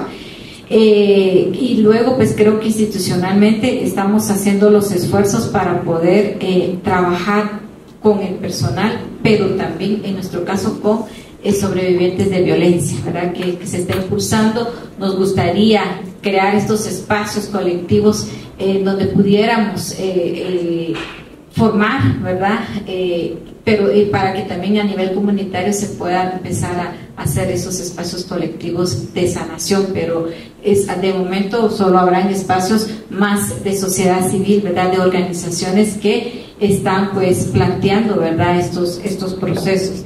Y en el tema de trabajar la educación, en el tema de cómo cuidarnos, ¿no?, o en el caso de las niñas, creo que esa sigue siendo pues otra lucha, ¿verdad?, muy grande, y creo que a nivel educativo de las más grandes que se han tenido desde las organizaciones. También el tema de educación sexual, el tema de educación integral en sexualidad y prevención de violencia, que si bien sí se debería de hablar y está, ¿verdad?, sin embargo sabemos que hay una resistencia tan grande de los educadores, de las autoridades educativas para abordar este tema. Se han hecho esfuerzos muy grandes desde muchos años y desde diversos espacios para poder implementar y que en las aulas se pueda abordar la temática. Hay mesas técnicas también para poder abordar el tema, los casos. Sin embargo, pues existe todo todo un proceso que limita, primero que se hable y luego que se conozcan los casos. Lamentablemente los centros educativos se han convertido en un lugar muy inseguro para las niñas, adolescentes, ¿verdad?, porque sabemos que muchos de los docentes, ¿verdad?, pues también son agresores, ¿verdad?, y lamentablemente pues hay números que asustan, casos que se conocen. Sin embargo, como decimos, a veces es la misma comunidad educativa la que impide, ¿verdad?, que se hable de los temas. Ya lo decía acá la compañera, que realmente no es hablar de derechos sexuales y reproductivos es un tema de choque, ¿verdad?, y lamentablemente en el área de educación, ¿verdad?, se ha tenido tanta resistencia. Entonces hay que seguir empujando, ¿verdad?, es de los temas que tenemos que seguir empujando desde los diversos espacios. Nosotros, como decía, tenemos espacios de formación, ¿verdad?, pero y creo que desde estas alianzas que se hacen de sociedad civil y Estado y la institucionalidad ha permitido en algunos espacios avanzar, ¿verdad?, pero muchas veces el sindicato es el primero en oponerse, ¿verdad?, o en defender a los agresores. Entonces ahí tenemos tantos tropiezos, ¿verdad?, para poder avanzar en el abordaje de esta temática, y no digamos en la atención de este tipo de casos. Gracias. Bueno, tal vez yo también, pero quisiera empezar por el tema de la sanación. Eso es algo que no lo abordé en mi intervención, pero muchas de esas cosas, por ejemplo, las experiencias que nos cuentan, también es producto de ese colonialismo que hemos vivido, esa violencia histórica, porque, digamos, desde nuestras cosmovisiones o nuestra cosmovisión, pues está bajo varios principios de complementariedad, de equidad, justicia. Pero ¿qué pasó cuando hubo esa colonización, sea, se violentaron nuestros pueblos, ¿verdad? Se violentó, o sea, se trajo una violencia, y es la violencia que decimos que es estructural, es racista, es clasista. Y, por ejemplo, ¿por qué traigo eso? O tal vez voy a ejemplificarlo más como concretamente. Por ejemplo, las comunidades dicen qué pasaba antes, ¿verdad? Cuando los hombres iban al servicio militar, regresaban violentos, y entonces esa violencia es la que se ha replicado, digamos, en varias generaciones. Hay muchas cosas de la violencia que se sigue replicando hoy en día y que no, o sea, toda la violencia que se ha vivido históricamente no se ha sanado. También, por ejemplo, las mujeres, ¿verdad?, que fueron víctimas del conflicto armado interno, ¿qué pasó? Nunca hubo esa reparación digna y transformadora, que es una lucha que también traen las abuelas Ishi, las abuelas Kerchi, las abuelas... O sea, esa sanación no ha existido. O sea, cuando hablamos de sanación, tal vez, o tal vez lo traigo a colación porque tiene que ver con la violencia que vivimos actualmente. O sea, esa sanación debe partir desde allá, porque si esas violaciones históricas no han sido sanadas, o digamos todo ese daño que ha existido no ha sido sanado, eso sigue, ¿verdad? Digamos, continuando en las diferentes generaciones. Eso quería aclarar, porque también se piensa, ¿verdad? O por ejemplo, yo he escuchado en otros momentos que dices que los hombres indígenas son violadores. O sea, la violación, todo este tipo de cuestiones no solo se da en la población indígena, sino a nivel general. Pero sí quería también mencionar eso, que es importante la sanación en diferentes niveles, ¿verdad? Y digamos, y sanar esas cuestiones históricas para que también tengamos una sociedad más sana. De lo contrario, esa violencia va a existir y se sigue transmitiendo. Entonces, en ese sentido, pues definitivamente desde las organizaciones de mujeres ha sido una de las demandas fuertes el tema de una justicia especializada, digna y reparadora para mujeres y mujeres indígenas. Y también siempre lo hemos mencionado que la única institución también que es específica para mujeres indígenas y que debe dar ese acompañamiento psicosocial, jurídico, es la Defensoría de la Mujer Indígena, que está debilitada, y como lo decía la licenciada Scholl, se necesita mayor presupuesto para poder atender diferentes casos, porque realmente es la única institución que está específicamente para mujeres indígenas. Y en el caso, bueno, de otras unidades y demás que están, o sea, es necesario esa atención, esa justicia especializada, ¿verdad? Y eso, por eso también desde las organizaciones también se trata de incidir para que también todas las autoridades que lleguen a esas instancias sean autoridades que realmente vayan a responder por las demandas de las mujeres indígenas. Por ejemplo, porque hay mucha insistencia de cambios en el CAN, cambios en la USAC, cambios en la Corte Suprema, o sea, porque de ahí viene, digamos, es importante cambiar estas cuestiones estructurales, porque solo así esas instituciones van a poder responder más a esa justicia que necesitamos. Definitivamente hay una deuda, concuerdo que ahí hay una deuda y hay mucho que hacer todavía, porque las mismas, incluso en estas mismas instituciones que deberían dar esa atención a las niñas o mujeres por violencia sexual, muchas veces ahí mismo son violentadas, ¿verdad? Incluso cuando llegan a poner su denuncia, les dicen, ¿y qué prueba trae? ¿Cuál es su prueba, verdad? O sea, realmente, por eso otra vez, ¿verdad? Este sistema de justicia no responde, no le creen a la víctima, o sea, creen que se inventa lo que le pasó, entonces eso es una cuestión que de verdad es una deuda, sigue siendo una deuda, y vamos a seguir insistiendo para que esas cuestiones cambien en ese sentido. Por otro lado, creería yo que también mayor información tal vez podría ayudar, ¿verdad? Mayor información a las niñas,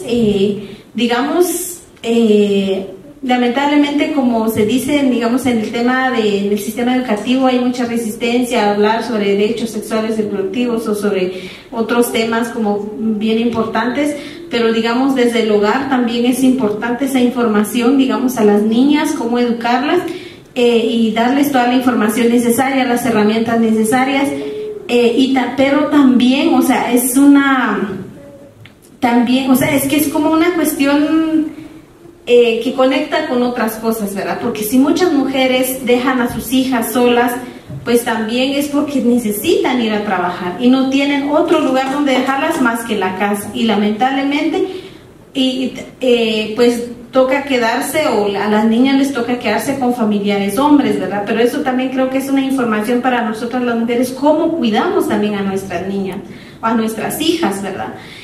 Cómo creamos o cómo tenemos mucho mayor cuidado, por lo menos, ¿verdad? Digamos, a nivel familiar, se decimos, no, las niñas tiene que haber una persona, buscamos la manera cómo garantizar la seguridad de la niña por todas las situaciones que se escuchan, ¿verdad? Entonces creo que también como mayor concientización también, o mayor información, o ver cómo crear o cómo aseguramos un poco a las niñas, ¿verdad? No dejarlas con el vecino, no dejarlas con cualquier persona, o incluso cómo garantizamos esa seguridad, es lo que yo quisiera como mencionar. Pues es un reto, porque como digo, muchas mujeres por la misma necesidad tienen que salir a trabajar, pero también sí es importante hablar de cómo garantizamos la seguridad de las niñas. Creo que a eso es lo que me iba a referir, porque creo que lo demás era un poco más a las otras compañeras. Es nada más. Gracias. Gracias. Bueno, yo no es una pregunta directa para mí, pero me gustaría aportar algo en relación a esta parte de la prevención. Es importante que también, bueno, hay muchos elementos sin duda alguna, y que muchas cuestiones son estructurales y profundas, como mejorar las condiciones laborales de las mujeres, de las familias, las condiciones salariales, por ejemplo. Ya ponían ahí el ejemplo de que muchas niñas, niños se quedan en casa solas, porque no hay recursos para pagar a una persona que les cuide, que tenga la información de cómo tiene que ser el acompañamiento, esa tarea de cuidados que se debe de ejercer directamente o realizar con la niñez. Y también otro de los elementos es que se debe de generar más información, no solo para las niñas, no solo para las mujeres, porque nosotras no somos las responsables de que los hombres sean abusadores, acosadores, violentos, agresivos y demás. Entonces también se tienen que hacer más acciones para que los hombres sean más conscientes, puede que lo hagan conscientemente, pero sean más conscientes de esa realidad, que no podemos poner la fuerza de una niña de 3 años, de 5 años, de 10 años con un hombre de 30 años, 25 años, 50 años, con las condiciones físicas de una niña. Entonces también es necesario reeducar y que los hombres se deconstruyan. Es una tarea y reflexión que ellos deben de realizar.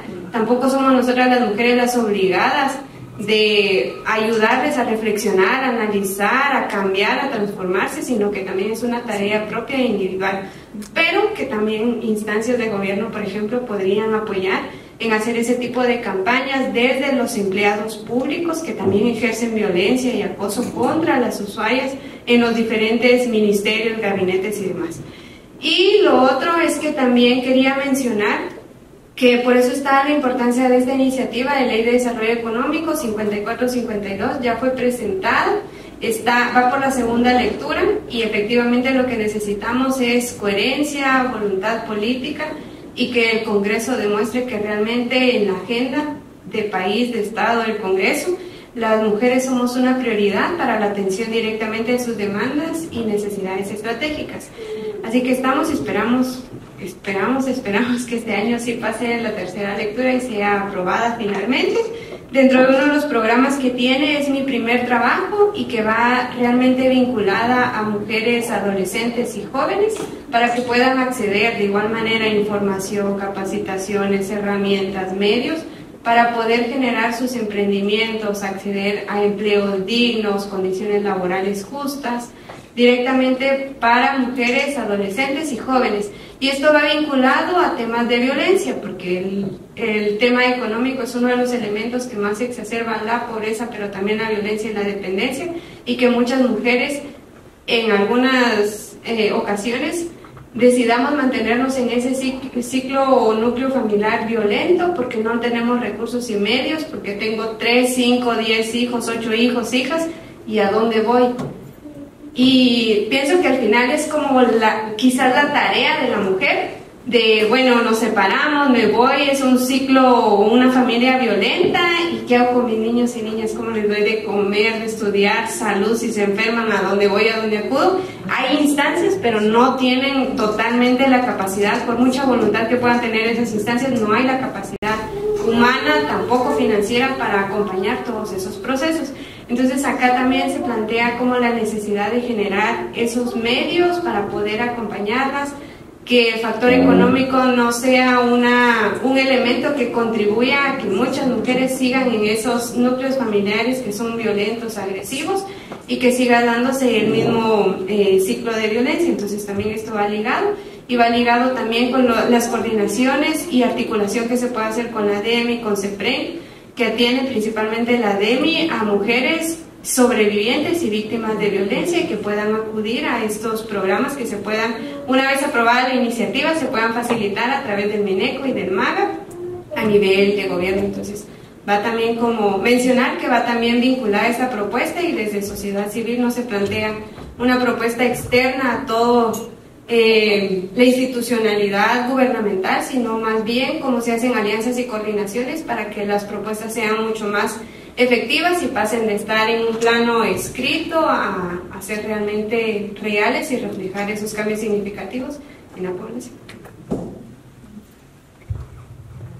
Embarazos en niñas y adolescentes, está el PLANEA, que es el Plan Nacional de Prevención de Embarazos Adolescentes, y este año se va a actualizar, ¿verdad? Un PLANEA 2025-2035, si no estoy mal, que al final, digamos, dispone toda una serie de responsabilidades y obligaciones que tienen que cumplir las instituciones públicas para asignar presupuestos y que se atienda esta problemática, ¿verdad?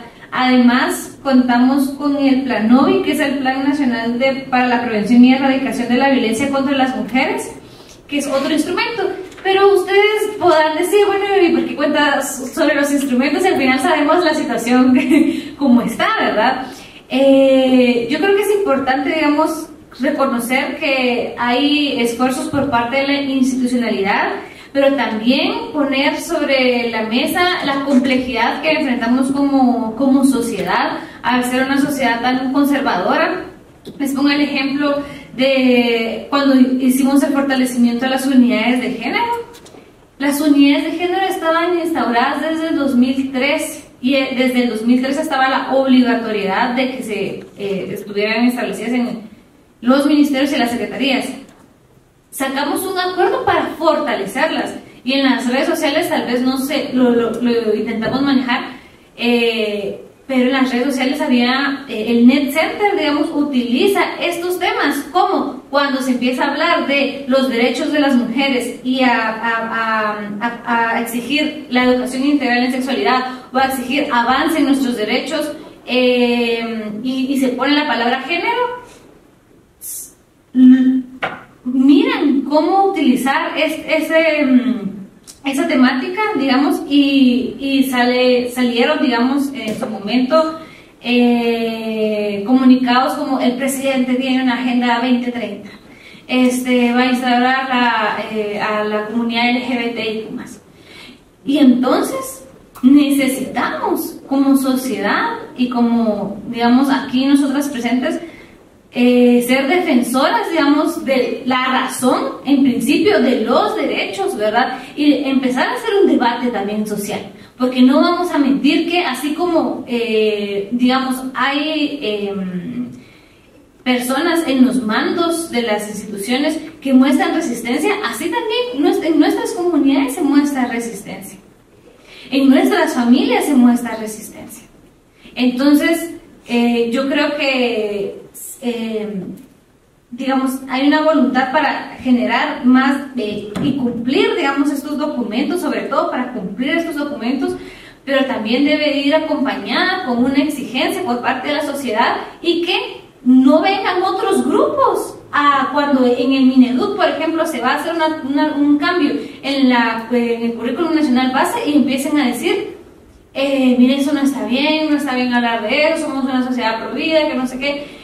Y entonces se generan estas fricciones, ¿verdad? Eso en torno a lo que hablaban del CNB. Y por supuesto que hay como muchas brechas, digamos, para la atención a las niñas y adolescentes. Tal vez no se las... Hay un estudio que se llama Forzadas a renunciar a sus sueños, violencia sexual contra niñas en Guatemala, que se hizo en acompañamiento con el OSAR juvenil. Entonces, más que como seguir ya problematizando, digamos, todo lo que las otras compañeras comentaron, me gustaría terminar con algo que creo que es necesario también llevarnos de todo, y es que estamos a nivel regional, hay una regresión, ¿verdad?, de los autoritarismos, pero nosotras como país apenas, y como democracia tan reciente, digamos, logramos recuperar, digamos, esto que es como la gobernabilidad que de la sociedad, digamos, producto de todas las manifestaciones que se hicieron. Y sí, hay situaciones, digamos, complejas que están pasando, pero no perdamos la vista y que no nos compren con discursos de que todo está mal y que entonces nada va a cambiar nunca. No podemos permitir pensar, digamos, que el futuro de nuestros derechos y el futuro de nuestra sociedad, el futuro de la democracia en Guatemala es un futuro de la desesperanza, ¿verdad? Yo creo que justo estos espacios nos deben de hacer salir más como motivadas, o que la lucha sigue, y la lucha es grande y la lucha es difícil, y por supuesto, pero debemos de estar juntas y debemos de entender que el enemigo no somos nosotras, digamos, y sino que también ahora, como tal vez no teníamos antes, hay instituciones que sí quieren participar, que por supuesto van a haber personas que en algún momento van a seguir haciendo resistencia, pero que sí hay más aliadas en este momento, y que hay más aliadas para un futuro más esperanzador.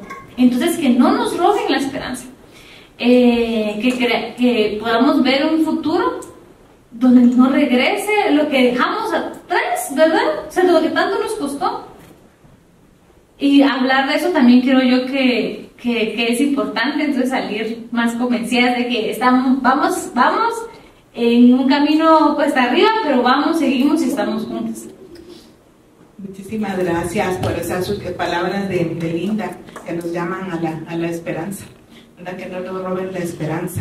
Bueno, vamos cerrando. Queremos agradecer muchísimo de nuevo la participación tanto de María Shore, de Sonia Sontay, de Awesh Mejía y de Linda Alay en esta mañana para hablar de la agenda de los derechos de las mujeres, que como vimos tiene muchísimos planos, ¿verdad? Que es las demandas históricas, las actuales, las coyunturales, las territoriales a nivel nacional y local, que aquí no se mencionó, pero tenemos 340 direcciones municipales de la mujer que también debieran integrarse en esta mirada que tenemos sobre la agenda de los derechos de las mujeres, que son demandas desde la perspectiva de género e interseccionalidad, y que también abarquen todo el ciclo de vida de niñas, mujeres, adultas, ancianas, y sobre todo integrales.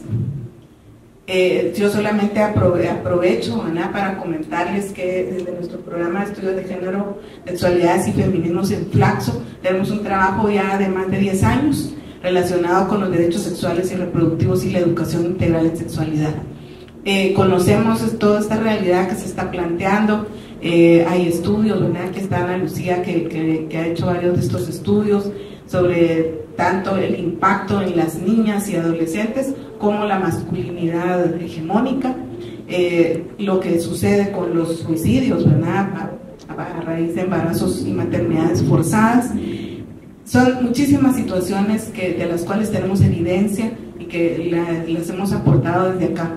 Y por eso sí insistimos, ¿verdad?, sí, y me permito hacerlo ahora, porque sé que ustedes son aliadas y que estamos realmente con la idea de un cambio. Yo sí valoro que podamos hablar de esto ahora. Hasta antes, en el 2023, ya estábamos llegando a una situación de censura y autocensura, pero también es importante no perder el tiempo, porque aquí cada día cuenta, y si no creamos un discurso y un argumento sólido y que tengamos la valentía, yo sí apelo, y te lo digo a ti, Linda, porque tú estás ahí en un lugar, no que tú tengas el poder, yo lo sé, porque estás en la unidad de género, que lamentablemente siguen siendo pues unidades de bajo nivel, con escasísimos recursos, pero sí es importante que haya también una cierta valentía. La educación integral de sexualidad, sí o sí, el Estado la tiene que implementar, y de allí tiene que empezar ya, porque quieren que cambien las cifras de violencia sexual contra niñas, niños y mujeres, tiene que haber prevención.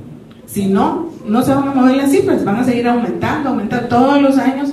Vamos a seguir recibiendo el reporte de OSAR de tantas niñas entre los 10 y los 14 años forzadas a un embarazo o a matrimonios y uniones forzadas. No se va a mover. Entonces yo creo que todos los esfuerzos que se puedan, hay que unirlos y realmente también ya dar un paso, ¿verdad? Porque no podemos, creo yo, perder esta ventana de oportunidad, este tiempo corto que tenemos para colocar estas problemáticas. Y creo que alguien que hablaba de la sanación, comentarle que hay una iniciativa de ley de salud mental que está en proceso, ¿verdad? Que no, yo honestamente no sé en qué estadio va, ¿verdad? En qué fase, pero creo que se abrió esto el año pasado como una oportunidad para hablar también, no solo de la salud mental, ¿verdad? Porque hay corrientes que plantean más la salud psicosocial, porque la salud mental, claro, es una cuestión, es una construcción neoliberal hasta cierto punto, ¿verdad? De que como decías tú, cada quien es responsable de su salud mental. Pues no puede ser, porque son las condiciones materiales de vida y psicosociales las que van a limitar o no esa salud. Entonces tenemos muchísimas cuestiones que seguir abordando, pero ya va siendo tarde y las invitamos a un café modestamente, pero con muchísimo cariño desde nuestro programa, y agradecerles nuevamente. Y quisiera pedirles que nos pongamos acá para una foto, porque aquí está Emilio, solo ganas para tomar la foto. Muchas gracias, buenos días a todas.